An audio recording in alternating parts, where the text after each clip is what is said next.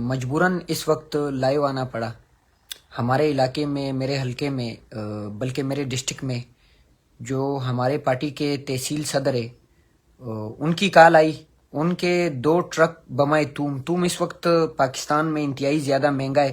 ویسے پاکستان میں تو سب کچھ مہنگا ہے کیونکہ یہاں جو حالات چل رہے ہیں وہ سب کے سامنے ہیں.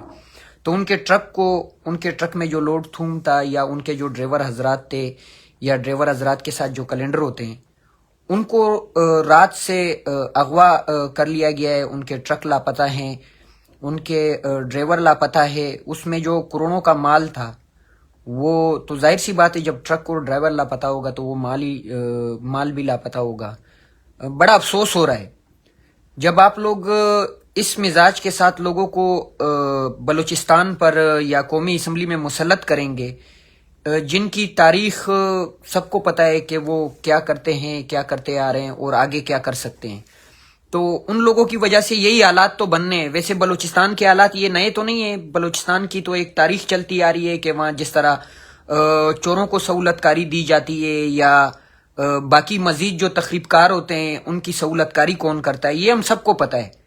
تو ہم اپیل کرتے ہیں جو ہمارے ڈویژن کے کمشنر ہیں، سبی کمشنر، ان سے اپیل کرتے ہیں، ڈپٹی کمشنر سے اپیل کرتے ہیں، چیف سیکرٹری بلوچستان سے اپیل کرتے ہیں، اور جتنے ذمہ داران ہیں بلوچستان کے، یہ جو ابھی جن کو زبردستی مسلط کیا گیا ہے، جو ہمارے سی ایم ہیں، جو خود چوری کیے گئے مینڈیٹ پہ انہیں ایم پی اے پہلے زبردستی منتخب کروایا گیا، پھر انہیں وزیر اعلیٰ بنایا گیا.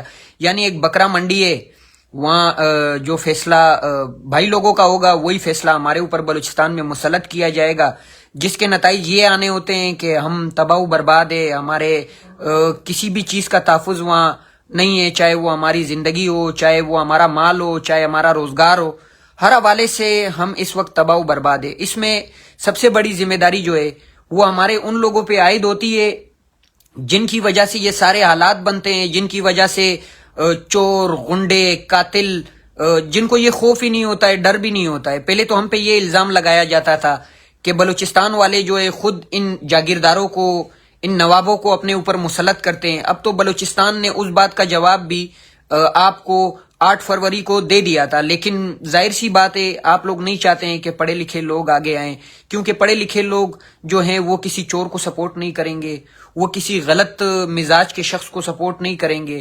تو آج کے ویڈیو کا اور اب جو میں بات کر رہا ہوں، صرف میرا سمپل سا مقصد ہے کہ فوری طور جو ٹرک چوری کیے گئے، اٹھائے گئے، اغوا کیے گئے، جس میں ڈرائیور ہیں یا باقی حضرات ہیں، مال سمیت اسے فوری طور پہ برآمد کیا جائے، جو مالکان ہیں ان کے حوالے کیا جائے.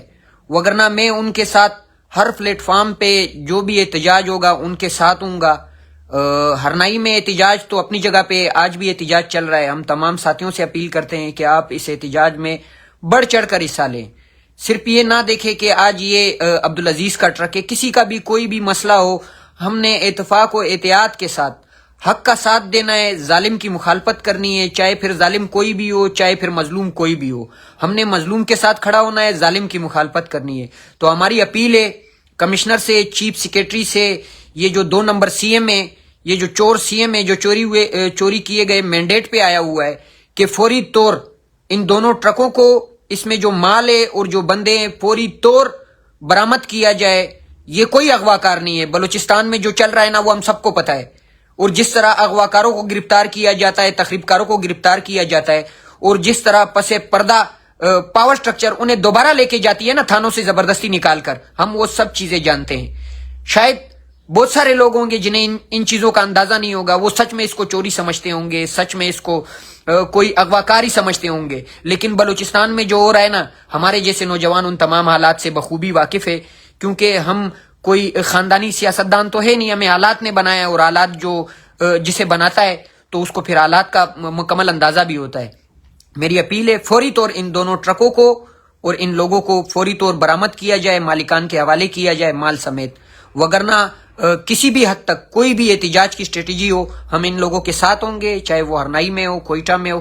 میں اسلام آباد میں ہوں، میں اس وقت اسلام آباد میں بیٹھا ہوں. میں ان لوگوں کے لیے صرف ان کا اشارہ ہو، نیشنل پریس کلب میں ہم آپ کے لیے پریس کانفرنس کرنے کے لیے بھی تیار ہے. یعنی یہ مسئلہ آپ کا نہیں ہے، یہ ہمارا مسئلہ ہے. میرے حلقے میں NA 253 بے شک انہوں نے مجھے زبردستی ہرایا ہو، ایک چور کو انہوں نے زبردستی قومی مینڈیٹ دیا ہو، لیکن عوام نے ہمیں مینڈیٹ دیا ہے، ہمیں سپورٹ کیا ہے، تو ہم آپ کے رسپانسیبل ہے، چاہے ہم اسمبلی میں نہ ہو، آپ کے ساتھ کوئی بھی مسئلہ ہو، صرف ضلع ارنائی کی بات نہیں کر رہا ہوں، اپنے حلقے کی مکمل بات کر رہا ہوں، زیارت ہو، سبی ہو، کولو ہو، ڈیرہ بگٹی ہو، بلکہ پورے بلوچستان کے جتنے بھی مسائل ہو، ہم آپ کے نمائندے ہیں، آپ کے سفیر ہیں، آپ کے لیے ویسے بات کرنا تو بہت ایزی کام ہوتا ہے، پروٹیسٹ کرنا تو بہت ایزی کام ہوتا ہے، جیسے ہمارے لیڈر کے لیے جان قربان ہے، اسی طرح ہمارے سائل وسائل اور ہمارے مظلوم لوگوں کے لیے ہماری جان قربان.